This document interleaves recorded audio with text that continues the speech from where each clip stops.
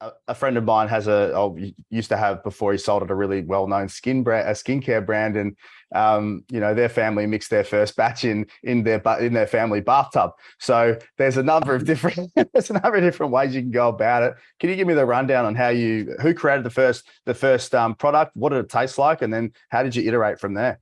Yeah, for sure. I was joined in the story. Sam and I were joined with a guy called Andrew, and he joined in the same way, similar journey of how I joined with Sam, where he was a young entrepreneur, and he was looking for learning it kind of hands-on, so to speak. And I was like, yeah, cool, like come learn hands-on with this Shine journey, and we'll build it together, and with Sam's guidance as well. So that's Andrew joins the picture. He's got a health science medical background, and he pretty much came with us instead of going to medical school.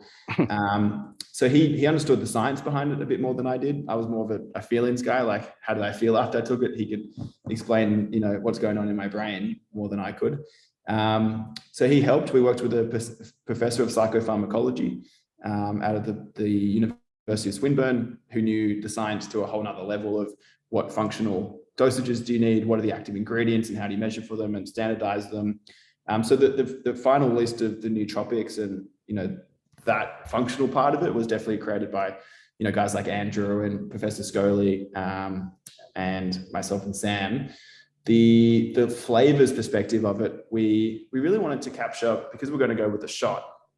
We wanted to be able to drink it ambient, didn't need refrigeration. And it was like, we wanted to create like a psychological impact that, because it was like a fiery kind of ginger lemon, it was like, oh, that kind of feels healthy. It feels functional. It feels a little bit medicinal. And it, like, naturally, because of that intense flavor, I feel like it's going to work, so we're trying to add to that placebo effect of it. It feels like it's healthy. Yeah. Very very interesting. But like, now that I think about it, very smart move to go with ginger as that thing that really cuts through. But because you go to a local cafe and you get an apple, carrot, and ginger juice or something like that. Yeah, that's what you remember as the thing. Oh, geez, I feel really good now. Yeah. It's it was a positive connotation we could build on, which ginger was already a functional flavor, and then we could add these nootropics onto it. So we weren't starting from scratch trying to educate people, what the hell turmeric or ginkgo biloba was. Yeah, cool. And then we realized we wanted to make that more mainstream, where some people hate ginger, some people love it.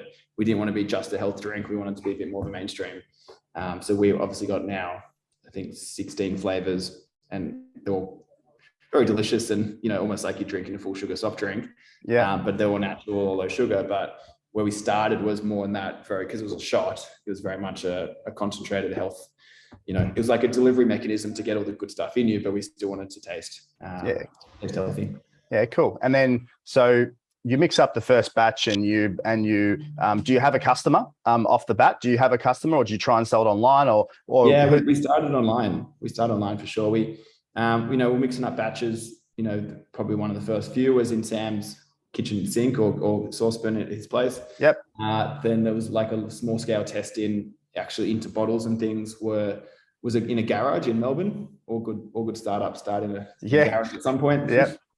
There's some ex-Coke guys that were advisors to us at the moment, and they were doing their own beverage project, and he happened to have a shot line in his garage, and we did our first batch, our official first batch there. How good's that? Yeah. And we did it. We made, I think it was about 157 packs. We thought one per day, and we'd go sell them online. And so we had these 7 packs for the few months prior to launch. We were doing some Facebook marketing, some email marketing, building a bit of a newsletter database around productivity and nootropics and study hacks and things. So then when we launched 1 July 2016, we had some email lists and things like that. We blasted. We launched just online, and we sold out those 7 packs in the first day, which was a good validation of going, people want this stuff.